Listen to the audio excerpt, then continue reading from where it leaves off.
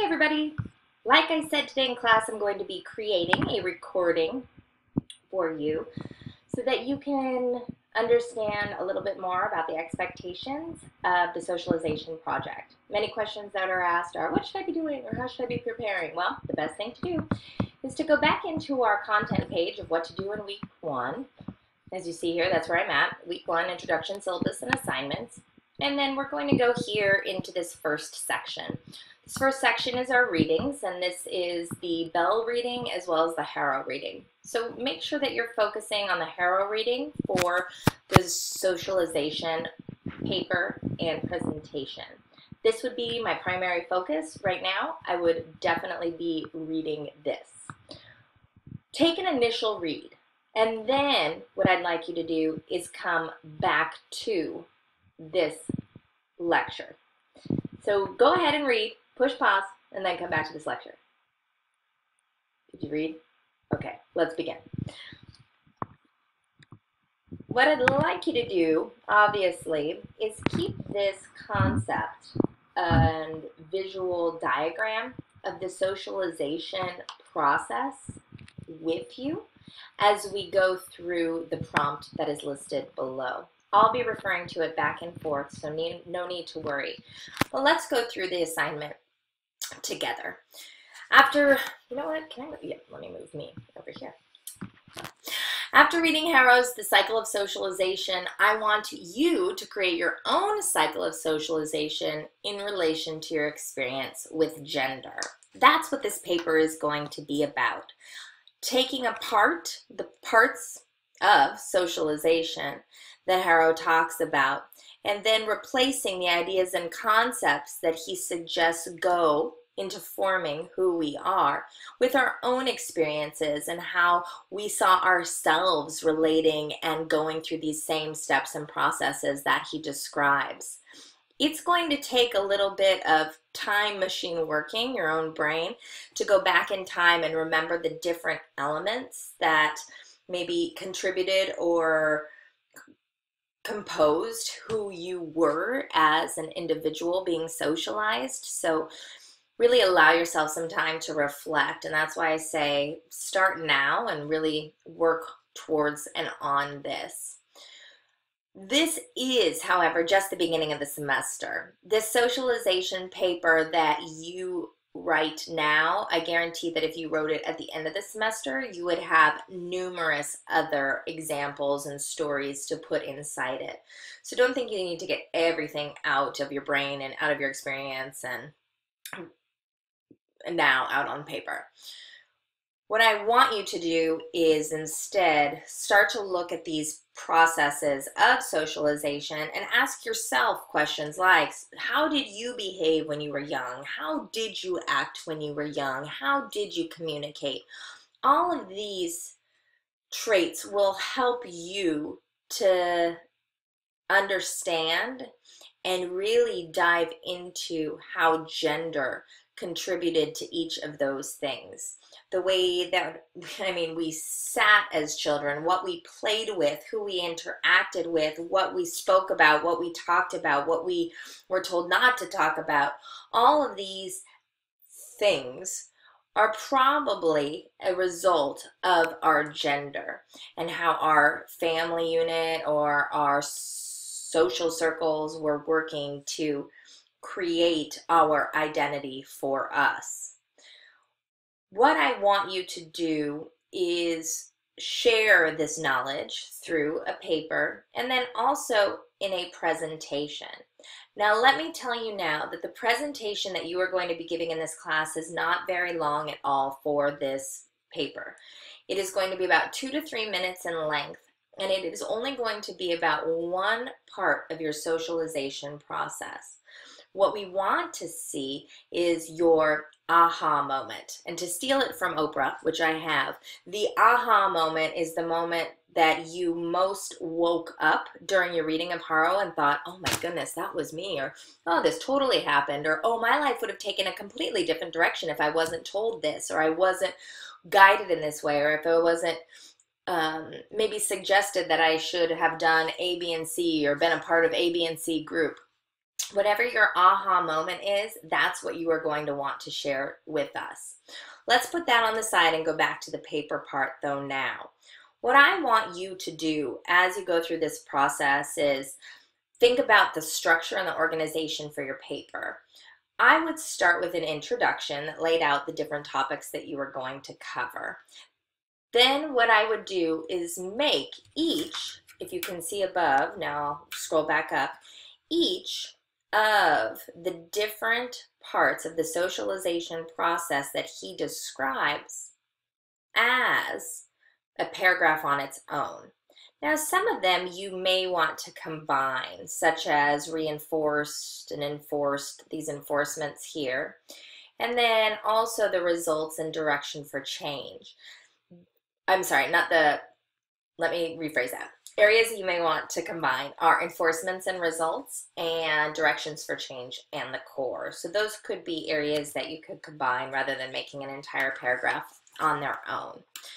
So let me take us back down a bit and we'll continue to go over this. So I would create an introduction and then you can make body paragraphs based upon these areas down here. The beginning, your first socialization, institutional and cultural socialization, enforcements, results, the continuation, and the core, like I said a little bit before. As it says here, please refer and reference as support the works of Harrow's article on socialization, as well as Wood's chapter 7. That's going to be the first reading in week 2. So Wood's chapter 7 that you're going to want to reference in this paper. Now you are more than welcome to reference the other readings that we will do in week 2, as well as the other reading from week 1, which was the bell reading. So feel free to incorporate those if you see fit, but these are the 2 readings that I would really like you to pull from to support the claims of how you were socialized or why you feel this way or what happened or what was the result. How many citations? I don't need a million, but I'd like to see that you're at least engaging with the theoretical perspective as well as your own personal experience. And I think that once you start to read, this whole idea that I'm trying to explain will come very clear as well. So I would like you to use those 2 areas of support for your experience. Remember to write this in proper APA or MLA format, whichever one you are using. I will note it in your references and in your setup. And papers are going to be evaluated on your ability to connect personal experiences to theoretical foundations. It should be about 4 to 5 pages in length. So again, nothing too crazy. Don't need to go into every last detail of the way that you were socialized. But if within each section you'd like to pick out a couple elements to talk about, that would be perfect for me. Below are going to be the areas that you're going to focus on for your socialization. So let's take a look at those real quick. Remember, you don't need to address them in full. This is just a jumping off point in the socialization process. So you'll talk about the beginning, what you were born into. Remember, all of us are born as innocent human beings, not a lot of information about us. But where were you born? That's maybe an interesting part. If you were born here in the United States versus if you were born in China, it's going to be a very different issue of being born into a gender. In the case or the example that I just used, if you were born as a girl in China, being born as a girl in the United States, there's going to be a severe difference that you are already born into a system of oppression that is much worse than the United States or how we view women in the United States. So what were you born into? Then we want to go into your first socialization. Think about how you were gender socialized in this way. Even as a baby, what did you see or learn? And you may not be able to remember what you saw or learned as a baby, but when you go back and you look at pictures of yourself as a child, I think it's going to give you a very good indication. If you look around you and what you were playing with, who you were playing with, what you were wearing, it's going to give you a huge indicator as to how you were socialized. Then we want to move into institutional and cultural socialization. This is where many of you will probably remember experiences. Think back to things like television or books you read or the school that you went to or the teachers that you were around or any type of groups that you were a part of, Girl Scouts, Boy Scouts, your church. All of these can give us a great indication as to your socialization. Were you in cotillion as a youth? All of these things were probably communicating your gender to you and working on creating an identity for you. So take a look at that.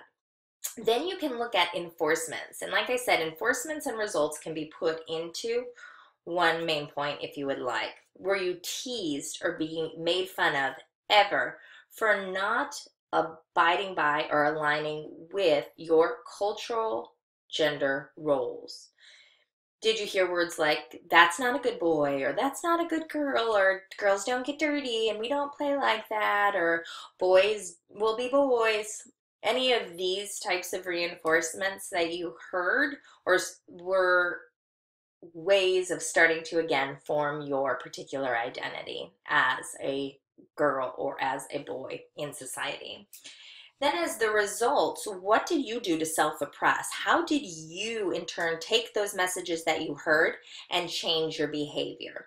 For example, were you told not to get dirty as a girl, so then you never went outside, and in that case, you maybe you loved to run and you loved to play, but you stopped running because you didn't want to get dirty and not break the rules and get in trouble? These are the ways that we can look at the results of our own self-oppression. And in turn, that can lead us to the next part, which is the continuation and the core. Once we are oppressed in a particular way and we feel like we've been bound and we've been unable to express who we are, to be the individual we want to be in this world, then we can go forward and figure out, well, then what do I want to do about it? Do I want to prevent others from ever having this experience? Would I like to read more about it? Would I like to work on ways that I can be more assertive because I was not told to do so? Would I like to work with the media in order to remove these images? You have a myriad of different things that you can do and that we will work on doing in this class. And this is just the beginning. You don't have to commit to this forever. But what I'm saying is, once we're aware of our feelings and the way that we've been gendered, if there was something that you didn't like, or that you had your aha moment and you think, oh my gosh, I wish I could change this. If not for me, then for the future of humanity. What would you do? And what do you think that you can do, at least as a stepping off point for the rest of the semester? So that's where we want the paper to go. And I am more than happy with you using that continuation and core as part of your conclusion, if that's what you feel that you want to do. You can also use a continuation and as a core as their own main point, and then move into a conclusion that is general and a recap. For the presentation portion, you are going to cruise on in to the content area. What I want you to do is go ahead and go right under week 4. In week 4, you are going to see that no, you are not going to go into week 4. Let's go into week 3. In week 3, I have already set up the dates that you will be presenting. Everybody will be turning in their paper on Tuesday, September 15th, as it says in the syllabus, but not everybody will be presenting that day. So everybody's paper will get turned in, and we will sign up for our positions of speaking that day, but not everybody will speak. So come into class at least 10 to 15 minutes early if you can. Get signed up in the order that you are going to go. I'll have numbers on the board for both the 15th and as well for the 17th. You'll sign up in the number slot that you'd like to go. You'll put your number on the top of your paper, and you'll put that paper on my desk in numerical order. Then we'll be rip-roaring and ready to go as soon as the time starts. For your presentation, I'm going to go ahead and create one more video because this video only gives me 15 minutes. So